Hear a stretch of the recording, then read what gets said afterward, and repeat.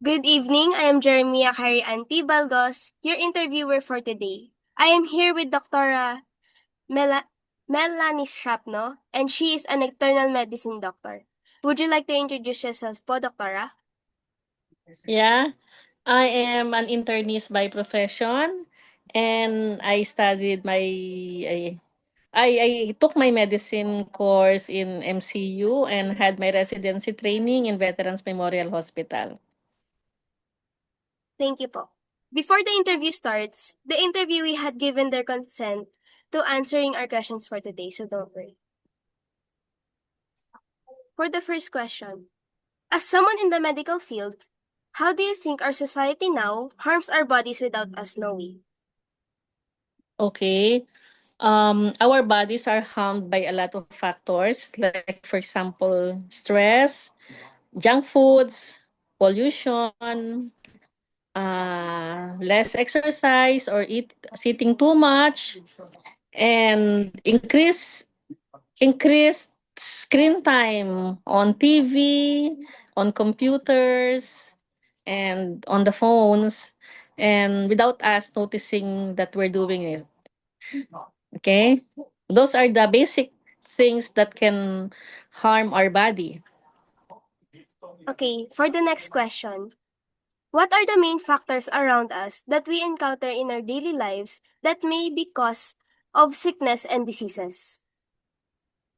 Main factors um, around us, of course, the unhealthy foods that we eat, the polluted air, lack of sleep, and then stress from work or stress from a lot of factors, smoking, whether passive or active smoking, drinking soda or drinking alcohol, and the chemicals that we get in touch around us. For example, pesticides, for example, medical medicines that are not healthy.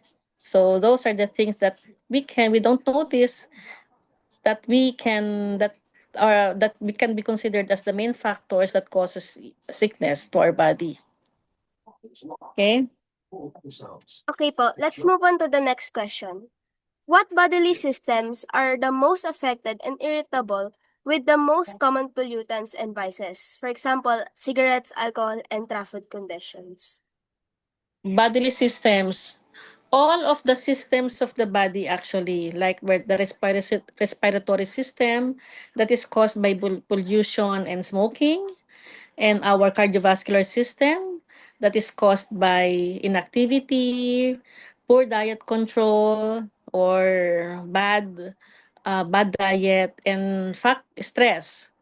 Nervous system can also be affected by stress and lack of sleep, and sometimes by lack of substance abuse. And our digestive system is also affected by eating processed foods, alcohol, and too much fat. Okay, these are the common systems that are greatly affected. Okay, let's proceed to the next question. How do we avoid these factors and overcome potential sickness? Avoidance of these factors can be done through a lot of things. First, by having a balanced diet. Okay, eating balanced diet, like for example, not too much on carbohydrates, not too much on fat, not too much on protein, just having balanced diet. Increasing water intake is very important. Okay, and daily exercise. And then managing stress is can be done through these factors. Okay? And then avoiding eating too much junk foods and too much processed foods. And then one of the most important factor is you have to get enough sleep, because lack of sleep can cause a lot of problems in the body. And then um, having regular checkups with your doctor is also one factor. Okay? Okay, for the last question po. What advice would you give to people, especially students, to promote better lives, proper care for our bodily system and healthy living?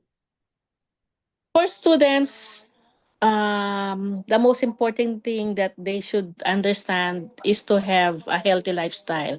As young as they are, they should understand that sleep, drinking water, and getting balanced diet is the most important based on their age, no? And that is just the basic needs. And then, most importantly, also, they have to limit their inactivity, like exposing themselves too much on social media and on digital, and using their phones too much, and exposing themselves to increase screen time in TV and computers.